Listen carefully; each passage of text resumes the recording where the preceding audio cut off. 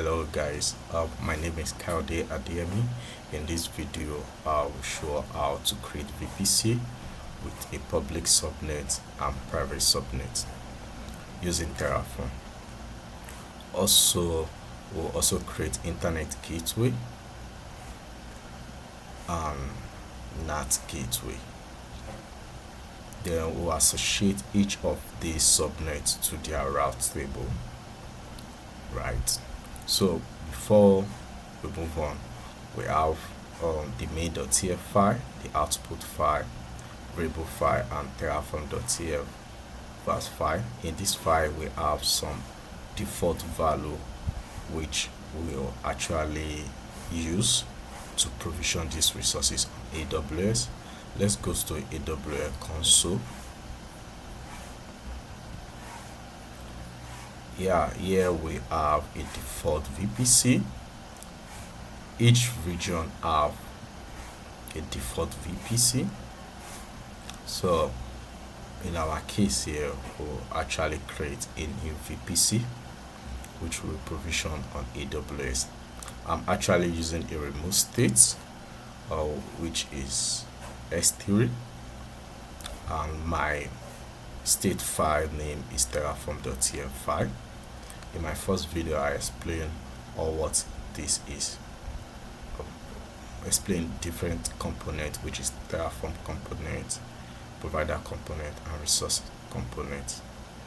So for the purpose of this video, we are actually explaining how to create VPC. So in this VPC, we have two types of subnet: private subnet and public subnet. So I'll explain what public subnet is and what private subnet is.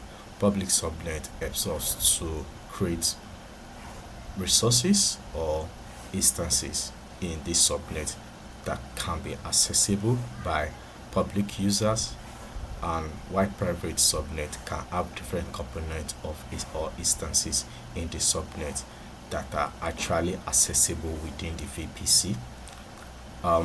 So to make this public subnet accessible for users, we need to create an internet gateway that will be attached to the VPC. Then so let's take an example. In the private subnet, we need to download some packages over the internet. So how do we go about it without exposing our subnet to the public? So we use NAT gateway. So by using NAT gateway, we can access the internet, but an external users cannot actually have access to different components or instances within our private subnet. We'll also go over this on AWS console. AWS console actually have a diagram that explains how each of these resources are linked together or associated with a proper diagram. So in my file, I have output.tf file, variable.tf file. So these are my variables that I use in my main.tf file. I love having this file in this format. However, we can have everything in the main.tf file, but I prefer to use this style guide. There are different ways to go about it, but let's start with this. So these are actually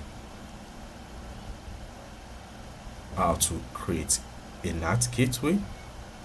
So for us to have access to the internet, we need to create elastic IP, which I will show you on AWS console, and attach this to our NAT gateway. So before we create our NAT gateway, we need the internet gateway to be provisioned, so which that's the benefit of this depend on. Then also our route table are actually associated with different subnets, right? So for this private association route table, we associate with this private subnet. Then for the public association, we associate with the public subnet. Yeah, so believe this is clear enough. If you have any other question, please DM me or drop a comment on this video, and I'll also provide a GitHub link where you can actually access this code and comment on it. Yeah, or you make use of this manifest file. Yeah, so before I provision my resources, first thing first, I need to download the AWS dependencies using Terraform init. So this helps me to download AWS dependency if I don't have it on my local system. Then also initiate my state file in my remote in my bucket. So this is a remote state file. So yeah, that is done. Then the next thing is to preview my configuration, which use Terraform plan. So if this gives me an overview of what I want to create on my cloud, which is AWS cloud. So actually I had a typo before. So we'll be creating 10 resources. So this is what my configuration file looks like. So Terraform use ACL, which is HashiCorp. Yeah, so this is Terraform plan. So I will run Terraform apply like it suggests here, but in my case I will actually pass in the auto approve flag so that I don't have to enter the yes or no prompt that comes with Terraform apply. This is also good when you are actually creating CI/CD. Terraform apply auto approve. Yeah, so it's creating. Then we'll go to AWS console to see how things works over there. Then we'll come back to the code and see how things are getting created.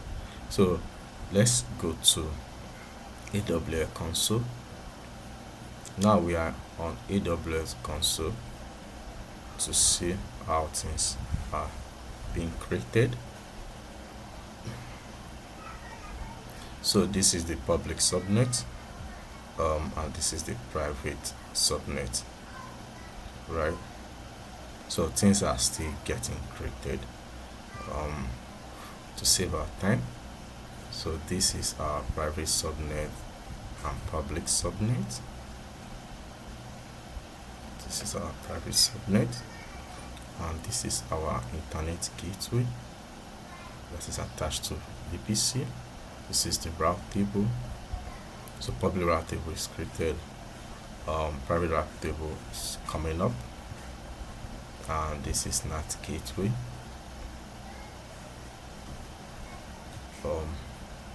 This is deleted. This is my old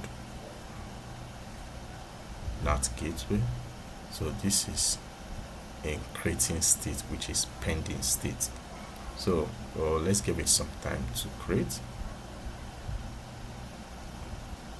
Yeah, still creating.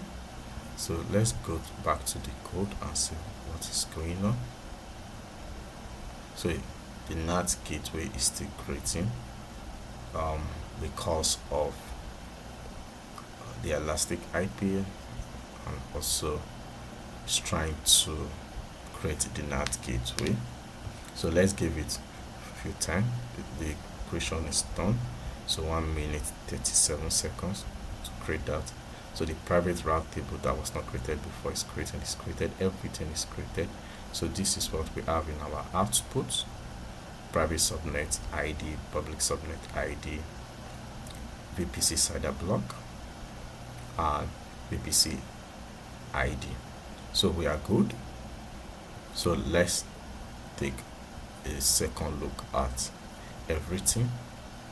So VPC have a diagram or a map that gives you an overview of our each subnet are associated or links together. So I just refresh the page. Good. This is public subnet associated with internet gateway. Then private subnet is links to NAT gateway. So the NAT gateway helps us to have access to the public internet so that we can download some packages, or our instances can have access to internet. However,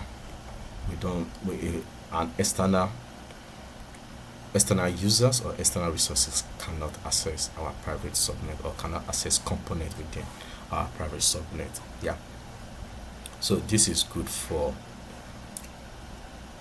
protecting your component within your VPC. A good example is your database.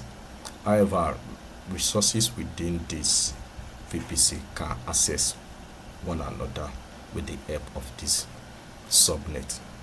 So that is all on this. Let's go back to the code and clean up. If not, might be charged for some resources created.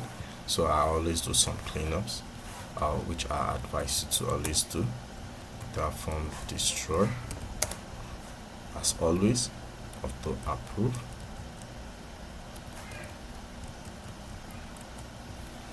So this is deleting. Most likely it won't take much of our time to destroy all those resources. So it's refreshing my state, deleting 10 resources to destroy. So yeah, deletion does not take time compared to creating. Yeah, we should be done with this cleanup. So we are deleting this Terraform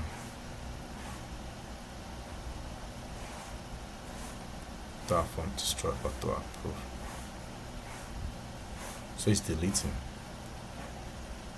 So once this command is done, we'll go back to AWS console to see for ourselves. So yeah, deletion will be done. Yeah, resources then destroyed. So let's go back to AWS console to see for ourselves and refresh the page. Let me refresh the page.